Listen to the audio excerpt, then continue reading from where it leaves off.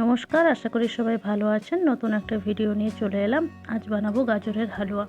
আমি এখানে 3টে গাজর নিয়েছি, ওগুলো ভালো করে পরিষ্কার করে আমি কুচিয়ে নেব। কড়াইতে ঘি গরম হয়ে গেছে, এরপর আমি গাজরটা হালকা করে ভেজে নেব।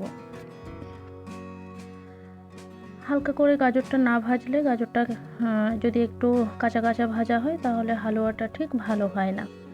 তো যার জন্য আমি এখানে গাজরটা একটু হালকা করে ভেজে নিয়ে এর মধ্যে দিয়ে দেব 1 লিটার দুধ। দুধটা আমি জাল দিয়েই রেখেছিলাম। দুধটা দিয়ে আমি অপেক্ষা করব যতক্ষণ না দুধটা একটু ঘন হচ্ছে। আমার বাড়িতে যা যা উপকরণ ছিল আমি সেই দিয়েই গাজরের হালুয়াটা বানাবো। এর মধ্যে আরও অনেক কিছু আপনারা অ্যাড করতে পারেন, যেমন খোয়া, কাজু, কিশমিশ, পেস্তা, আমন্ড, মানে হেন কোনো কিছু নেই যে আপনি দিতে পারেন না। যত যাই কিছু দেন খুবই টেস্টি হয় খেতে গাজরের হালুয়া। তো আমার বাড়িতে যা যা উপকরণ ছিল আমি সেই সব দিয়েই আজকে বানিয়েছি। বিশেষ উপকরণ সেরকম কিছু ছিল না, হাতের কাছে যা পেয়েছি সেটাই দিয়েছি।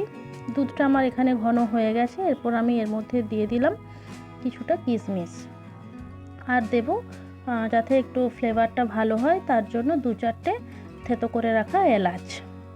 আমি আরও খানিকক্ষণ এটাকে ভালো করে জাল দিয়ে আর একটু ঘন করে নেব, কারণ দুধের পরিমাণটা যদি বেশি থাকে তাহলেও বেশ ভালো লাগে না, একটু থকথকে হলে খেতে বেশ ভালো লাগে।